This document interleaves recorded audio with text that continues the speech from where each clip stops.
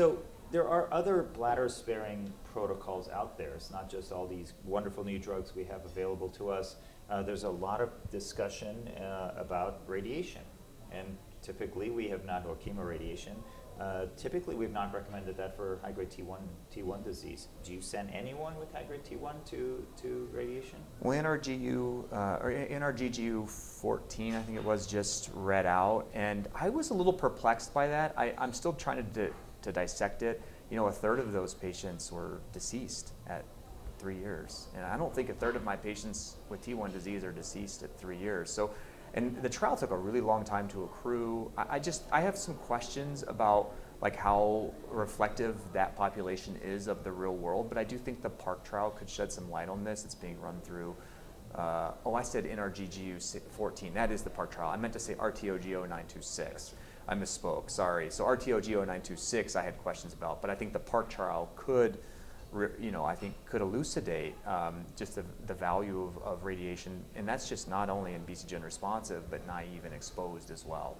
So I think that will probably shed better light on the value of radiation in T1 patients. Aaron, in your setting, do you have a radiation oncologist who does GU, and do you guys at your center think about radiation as part of the bladder cancer management, whether non-muscle invasive or muscle invasive? Yeah, for the non-muscle invasive patients, we've not referred, but we do have a radiation oncologist to answer your question.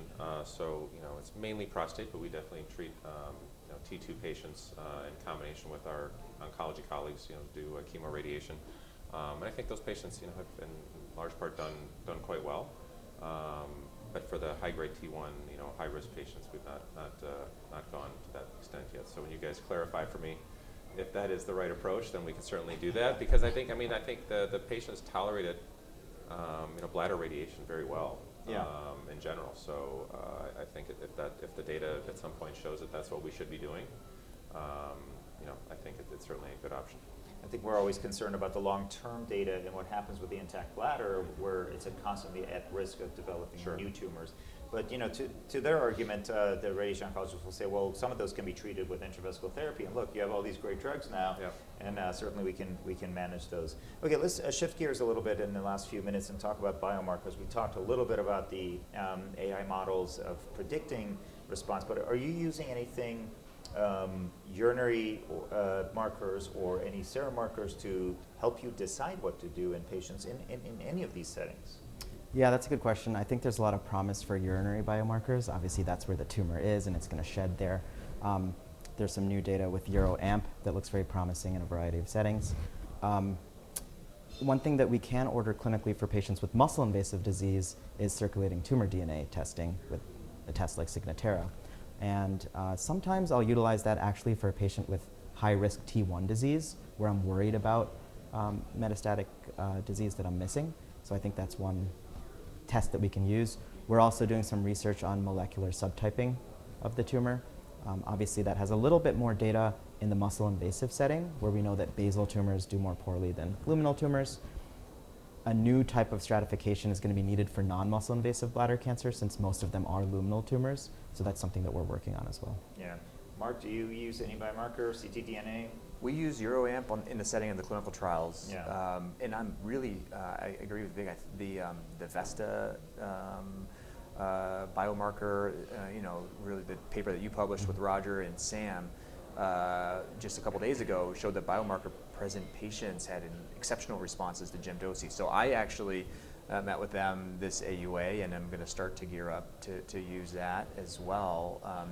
And then, yeah, the Signatera testing, I've heard from a few people this meeting that they use it for T1 patients. I had not been doing that, but I think that's a fantastic idea, especially for these patients in whom we strongly suspect metastatic disease. That could change management. That might drive a referral to Med-Onc, because I think if somebody has a Signatera positive test, they're probably metastatic.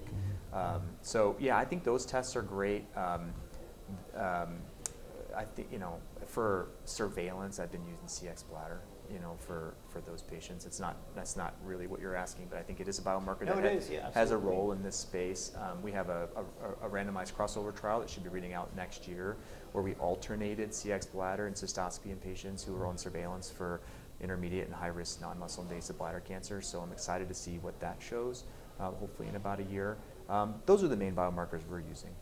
Yeah, I think a lot of promise. I think one of the challenges right now is with MRD, especially in the urine test, is we're not quite sure what that means, right?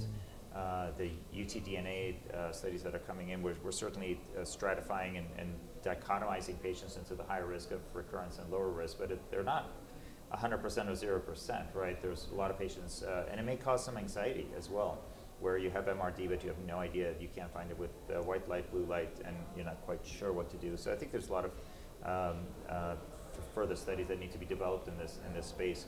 But yeah, Signatera certainly has a lot of promise. Is that something you're using in practice? Yeah, we've had some discussions with them. One of my colleagues has used it for a few of his T2 patients. We've not used it for high-grade T1 or T either yet, but again, and I think again the risk stratification, whether it's the Valor testing to say, okay, the BCG response, no response, like when we have more of these drugs approved for BCG naive setting, like that's really going to be important because we don't want to be over treating and pulling out the big guns for every single patient who has a high grade tumor, right?